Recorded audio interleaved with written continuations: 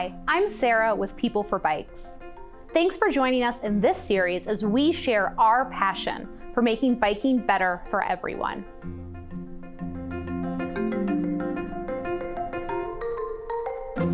Building a safe, interconnected network of protected bike lanes depends on gaining the support of people who only occasionally bike or never bike at all. We conducted research to understand people's aspirations for mobility and the ways in which bike infrastructure could help them achieve their personal and civic goals. The results show majority support for building bike infrastructure that intensifies when connected to larger transportation improvements in roads, sidewalks, and transit, delivering more mobility options, relief from congestion, greater safety to all, and perceptions of a more livable community. To better understand the results, we spoke with Rich Niemand, president of Niemand Collaborative, who led the research and messaging development effort of this work. Rich and his team poured through thousands of survey results and dozens of focus group hours to develop talking points to help advocates speak to voters in their city and communities and garner support for bike infrastructure.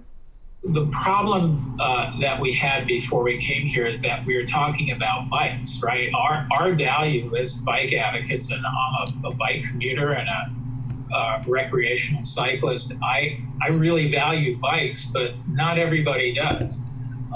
Actually, a very small percentage. So what you have to do is open yourself up to other people's experiences and needs if you want them to be open to yours, and to really include them in it. So there has to be something for everybody here. Yeah, we're really talking about mobility. So when we did the research, we didn't look about how to sell bike infrastructure. We looked at how bike infrastructure fit into people's overall desire for mobility and how they value getting around. And I think what we found is people really want to have more options and give everybody more options and make sure they're safe doing it.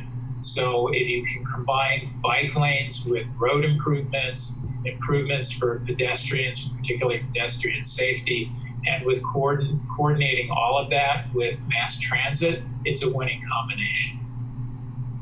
Connected, protected bike lanes make traveling safer and less stressful, not only for people on bikes, but for drivers and pedestrians as well.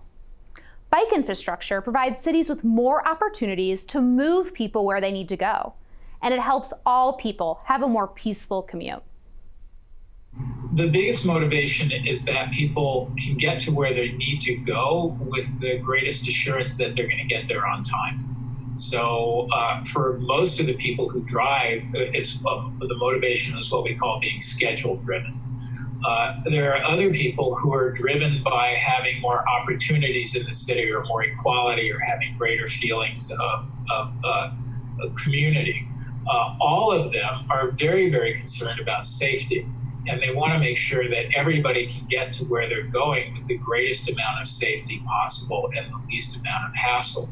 So when you put that all together, you can combine this idea of helping people get to where they want to go on time, no matter what transportation they take, that they can all arrive there safely, and that they can all feel really good about their community, and that people have enough options to achieve the kind of lifestyles that they want to achieve in the way they want to achieve it. The vast majority of people who are going to support, who we need to support bike infrastructure, are people who drive cars, and we can't be in an argument with people who drive cars. We can't go through these old arguments that all they want to do is run us off the road. The research shows they actually don't want to run us off the road. They just want to be able to get to where they're going, and for bikes to be predictable and for everybody to be safe. You know, that really gets to the idea of how do you message this. Is that great messaging is not what we want to say, it's what people want to hear consistent with who we are. And what that means is that you meet people where they are, and you respect what they value, and then you show them how what you value in biking actually pays off in their values, what they want out of life.